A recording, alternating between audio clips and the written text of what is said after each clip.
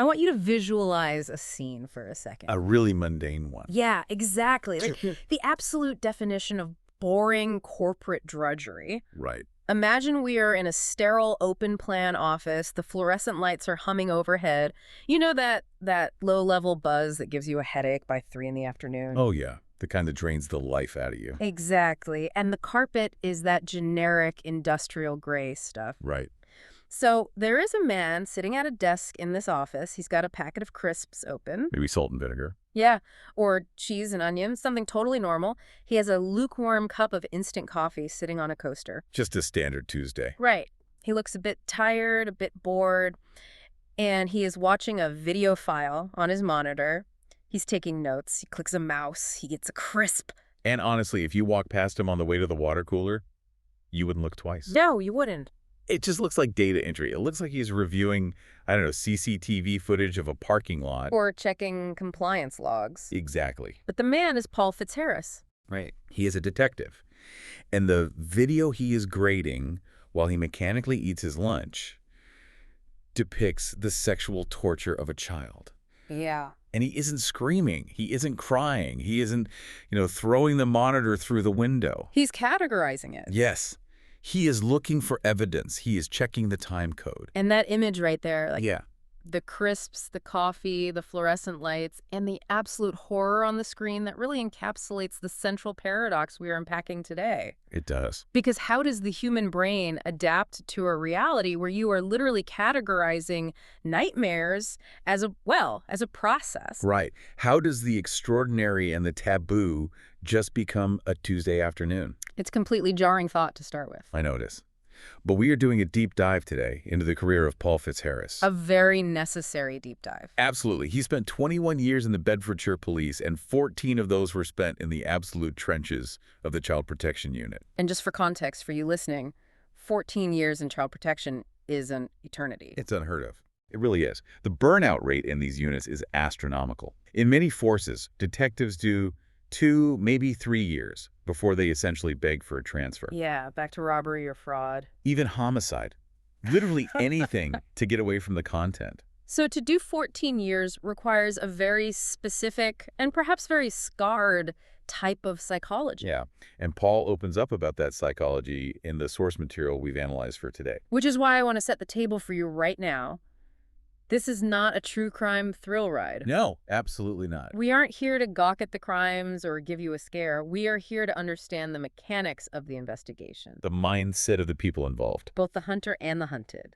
Because we need to understand the behavioral science behind this. We're going to break down what Paul calls the guilty swallow. Which is fascinating. An incredible physiological reflex. Yeah. We're also going to talk about the physics of a spiral fracture and what that tells a detective about a parent's story. And we need to have a very difficult, very nuanced conversation about the justice system. Specifically, its reliance on data over reality. Right. But let's start with the man himself. Because Paul didn't grow up wanting to be a superhero. No. He didn't have the poster of the police interceptor on his bedroom wall. He wasn't running around the playground arresting his friends. Quite the opposite, actually. He describes his entry into policing as drifting. Drifting, yeah. It was 2002. There was a recruitment drive. A friend basically told him, look, as long as you can write your name, you can join. It's a very humble, almost accidental beginning. He didn't have a grand calling at all. But when you look at the psych profile of people who end up staying in child protection... It's rarely an accident. Exactly. There is usually a driver. And when you dig into his backstory, you realize there was something else driving him, even if he didn't articulate it at the time. He peels back the layers of his childhood. Yeah, on paper, he says it was nice. He had food, he had a roof. But then he details the atmosphere. Right. His parents separated eventually, but before that, his father was this massive, dominant figure. A local hard man. A street fighter. And a very heavy drinker. Paul describes the sensory experience of his father coming home drunk. It's so visceral. The sound of the key in the lock. Yes. And the change in the air pressure in the house. The shouting.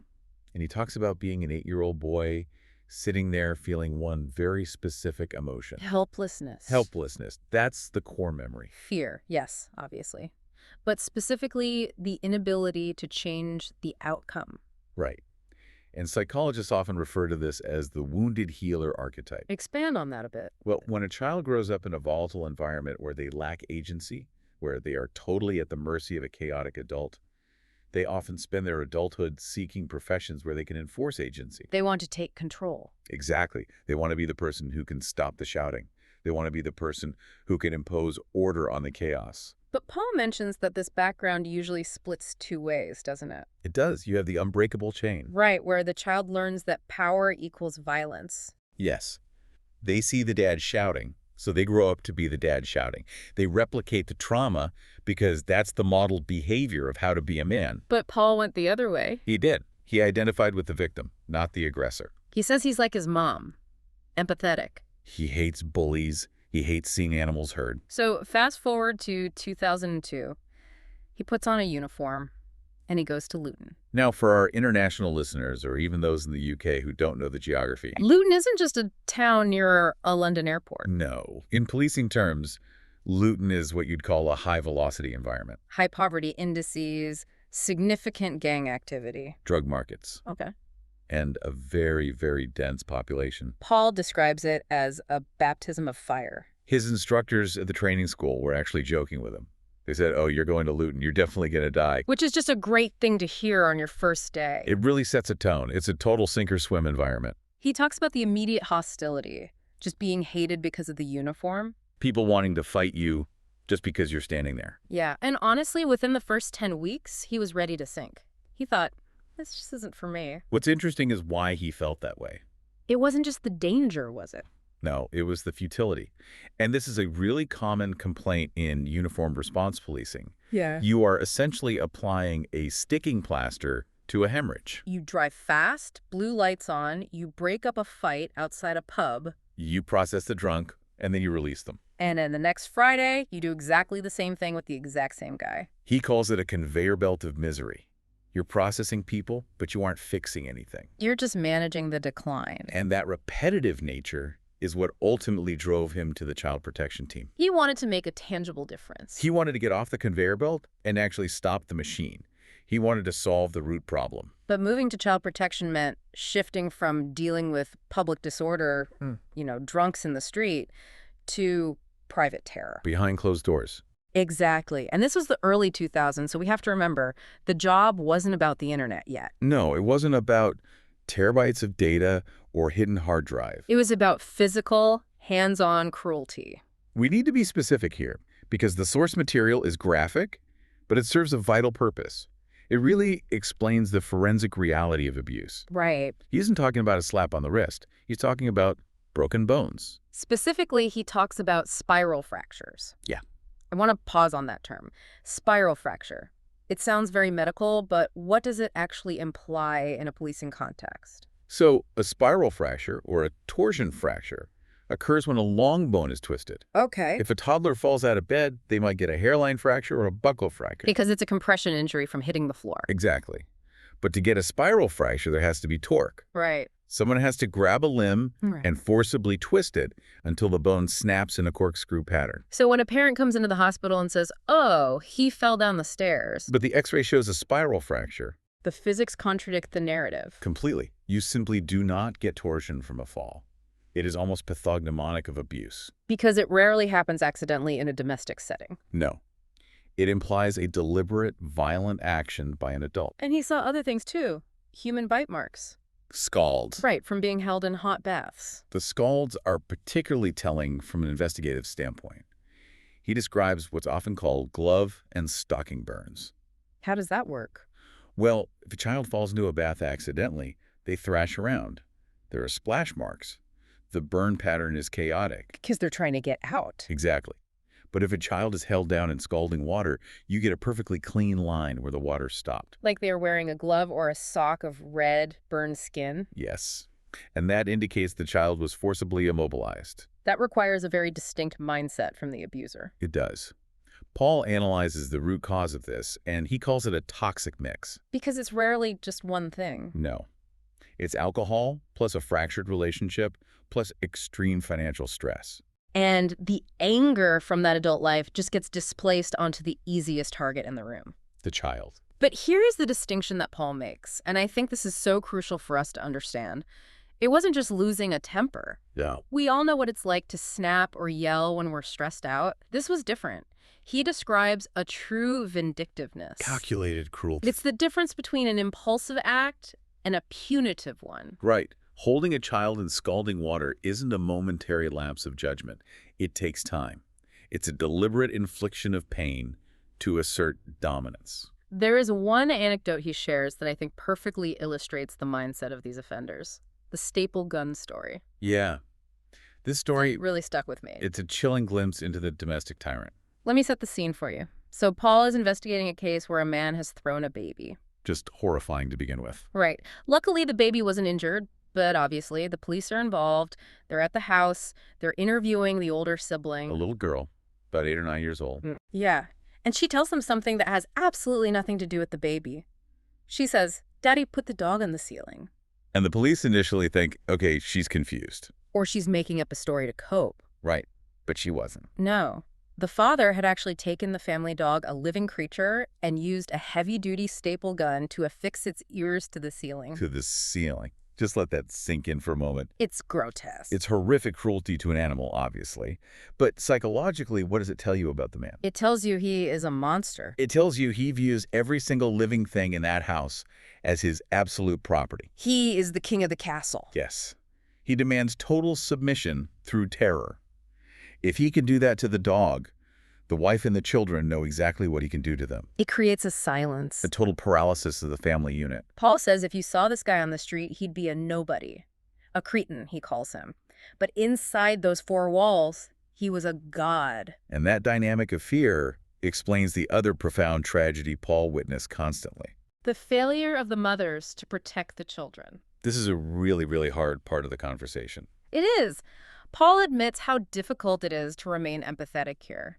He talks about mothers who would actively cover for the abuser. He gives a very specific example of a mother going to the chemist to buy over-the-counter ointment for a child's broken bone. Like a wrist or an arm. Yes. Yeah. Because she didn't want to go to the hospital. She knew the doctors would ask questions. She knew the police would inevitably come. So she let her child suffer with a broken bone to protect the man who broke it. And Paul says, for me, that's unforgivable. And I think as a listener, your gut reaction is to completely agree with him.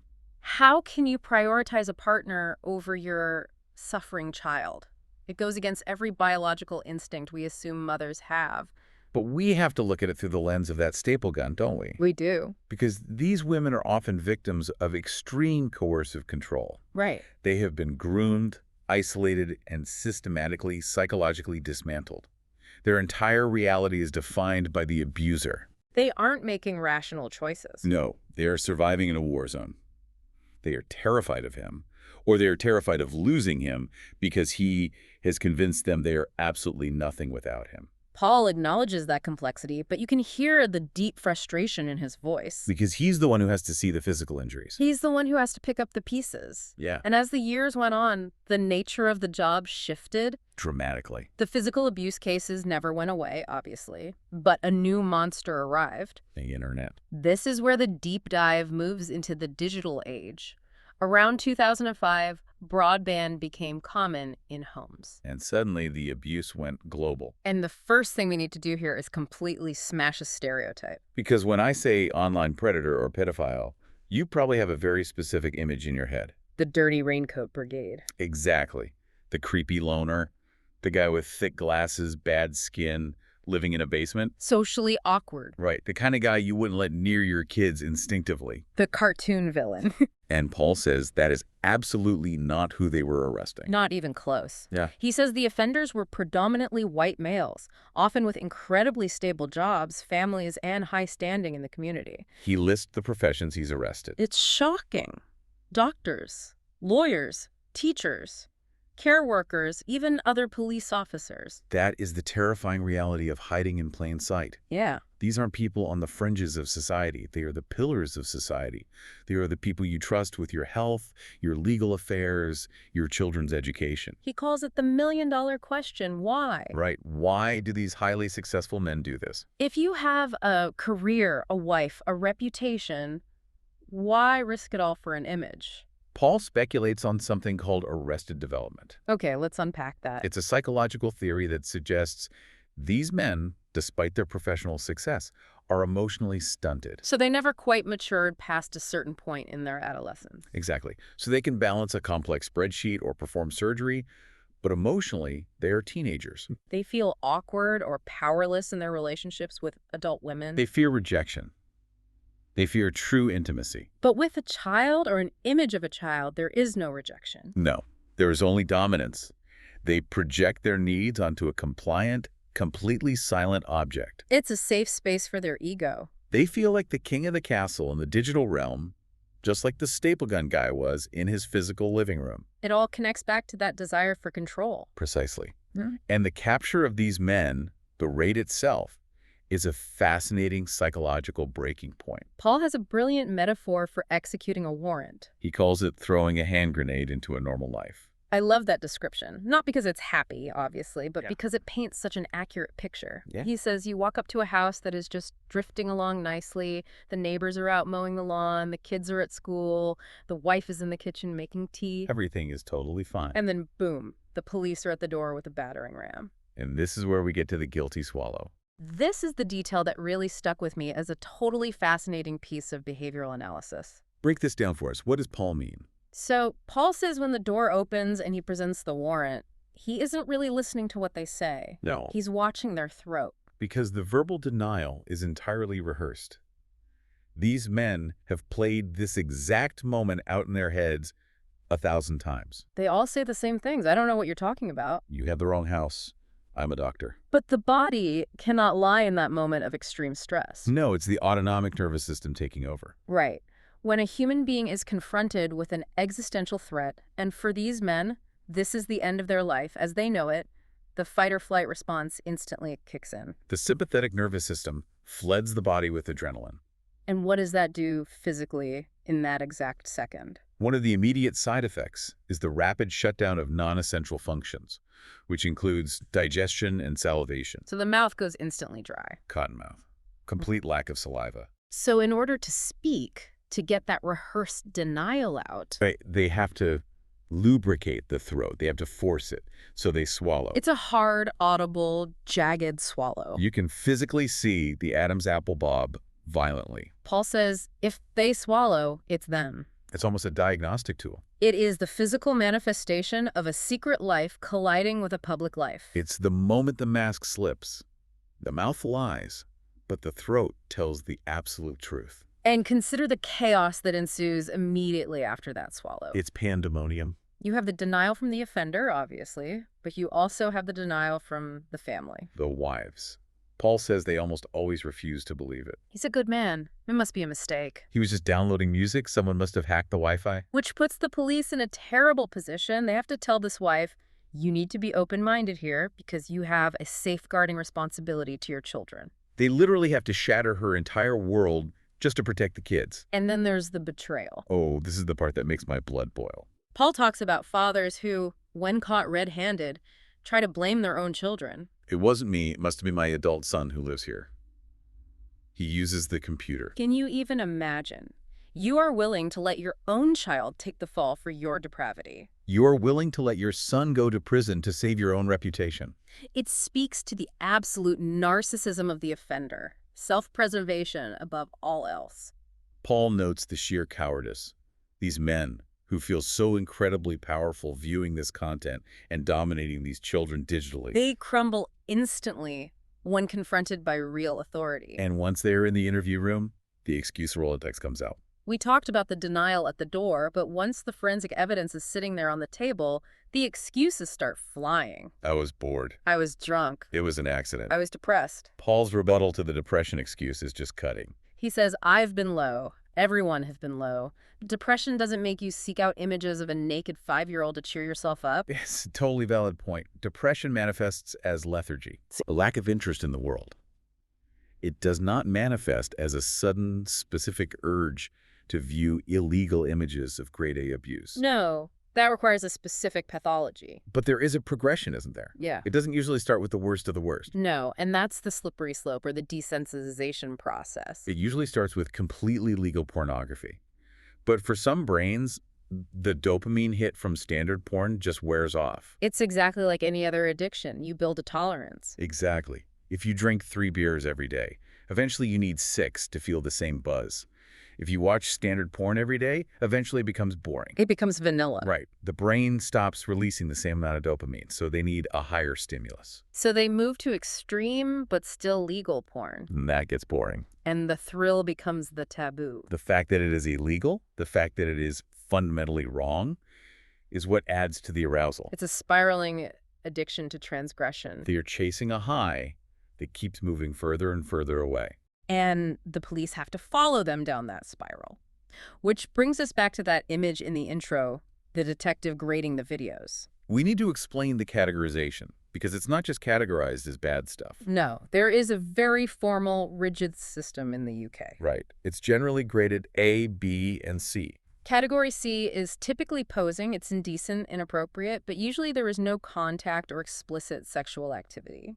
Category B involves sexual activity or active grooming. And Category A is penetrative abuse. It is pure sadism. It involves babies and toddlers. It is the absolute nadir of human behavior.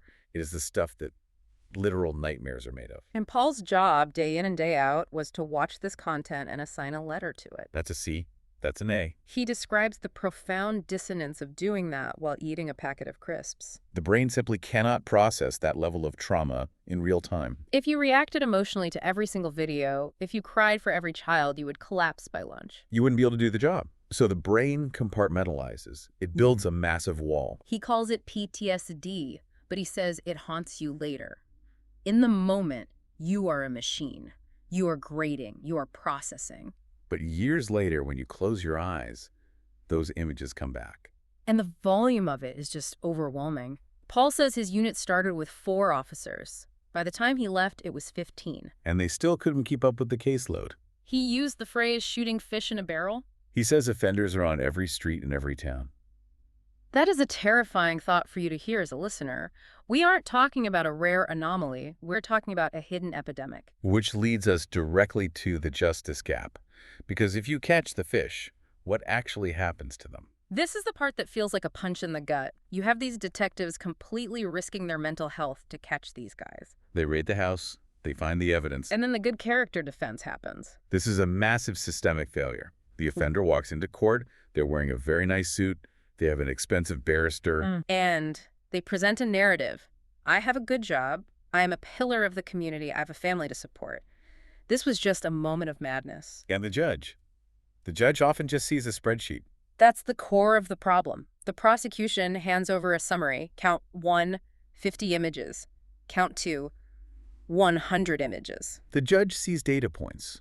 They don't see the reality of the horror. They don't see the child screaming. They see a number on a page. And the result is often a community order, a slap on the wrist. First-time offense. Sign the sex offender registry and go back to your life. Because the prison system is completely full, and judges are historically reluctant to destroy a productive member of society's life over what they see as just images. But Paul argues, and I think completely correctly, that these aren't just images. No, they are crime scenes. Every single image is a permanent record of a horrific crime committed against a child. There's one story Paul tells that shows he wasn't willing to just let that slide. The judge and Chambers story. This is a real moment of righteous intervention. So, there's an offender. He's incredibly arrogant. He was weeks away from getting married. His poor fiancée eventually had to call it off, thankfully. But in custody, he's demanding tea, he's praying to God before he gets arrested. Just a total bizarre disconnect from reality. And his content was Category A, specifically involving babies and torture. Horrific, indefensible stuff. And Paul knew this guy was going to play the good character card. He knew the judge was going to see a spreadsheet and probably let him walk with a suspended sentence. So Paul broke protocol. He approached the judge and asked for a judge in Chambers meeting. Which is essentially a private sidebar away from the open court. He said, Your Honor, before you sentence this man, you need to see what he was actually looking at. Don't look at the graph, look at the pictures. He showed the judge the raw images, not the data. The reality. And the judge was absolutely shocked. He was physically repulsed. He couldn't believe what he was seeing. And the outcome. The guy went to prison. For 10 months? 10 months. 10 months. Even after the judge saw the actual horror, The sentence was less than a single year. And Paul calls that a good result, relative to the norm. And that is the true tragedy here, that 10 months is considered a victory in this system. It raises a very dark question. Who is the justice system actually for? Is it for the rehabilitation of the offender, or is it for the protection of the child? Because 10 months doesn't feel like protection. It connects directly to the recidivism rate. Paul mentions they caught this exact same guy again later because they had monitoring software on his devices. He didn't stop, he just got better at hiding it, or at least he tried to. Prison didn't fix the underlying pathology. It just interrupted it for a few months. This brings us to the modern era, because while the justice system is lagging decades behind, the technology is sprinting ahead. And the very nature of the abuse is shifting rapidly. We are moving from passive consumers, men simply downloading images from the 90s or early 2000s, to active producers. And tragically, horrifically, the children themselves are often the ones producing the content. This is Section 6, Modern Digital Dangers. And this is the part where every single parent listening needs to turn the volume way up. Paul talks about children under 10 years old being systematically groomed to create content themselves. And the lure isn't always something complex or sinister sounding. No, it's Roblox. It's Minecraft. It's Amazon vouchers. Amazon vouchers! It's so banal. A predator poses as another child or a friendly helper in an online game. They offer a voucher or a rare skin for a character in exchange for a picture. Just a picture of your feet. Just a picture in your underwear. It seems innocent to the child. It's just a transaction. And once the child sends that one image, the trap snaps shut. It turns instantly to aggressive blackmail. If you don't send more, I'm going to show your mom, I'm going to show your friends at school, I'm going to put this all over Facebook. And the child is terrified. They're trapped in a shame cycle. They'll literally become a content factory for the predator. Paul also warns about sharenting. This is a term for parents who overshare their kids' lives on social media platforms. It's the boiling frog effect. It starts entirely innocent. A cute picture on the beach. Then you get a lot of likes. Maybe you get a brand deal for baby clothes. Suddenly you are posting photos of your child in the bath or talking about them hitting puberty milestones. You are creating a massive digital footprint that you cannot control. And Paul says there are vast networks of predators who harvest these images. They collect them, they trade them on forums. And well-meaning parents are inadvertently feeding the beast. He mentions teenagers having 400 friends on Instagram. He asks a very simple question. Do you actually know 400 people? I certainly don't. Of course not. It's statistically impossible for a 14-year-old to have 400 close personal friends. A percentage of those accounts are adults collecting data. They are just waiting for a moment of vulnerability. So what is the advice? Because Paul is very clear on this. There is no magical app that fixes this problem. No, you cannot automate parenting. He says it requires parental intrusion. You have to physically check the devices. You have to have the awkward, difficult conversations. You have to be the bad guy who says, hand over the phone, let me see your DMs. It's not about trust. It's about safety. Exactly. And be aware of adults in the real world taking a strange interest, too. If an adult neighbor is offering to buy your kid expensive gifts or take them on solo trips, question the motivation.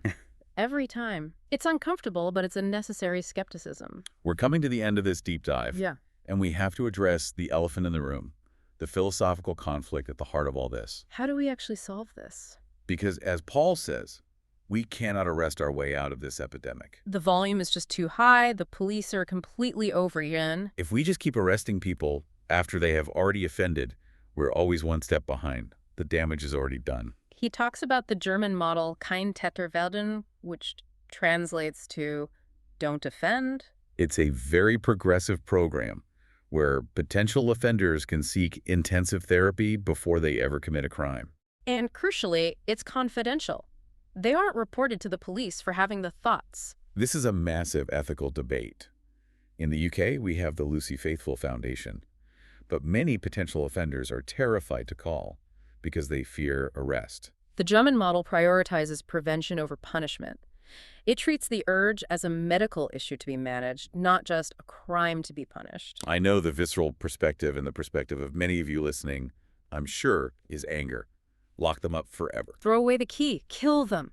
It's a natural emotional reaction to a monster. But Paul, the man who has actually hunted these people down for over a decade, has a much more nuanced view. He says he has arrested true monsters, yes, but he has also arrested people who were just pathetic. People who were crying, completely broken, and on the absolute cusp of offending, but hadn't crossed the line yet. People who desperately wanted to stop but didn't know how to ask for help. He asks the incredibly hard question. If treating them like human beings prevents one single child from being abused, is it worth it?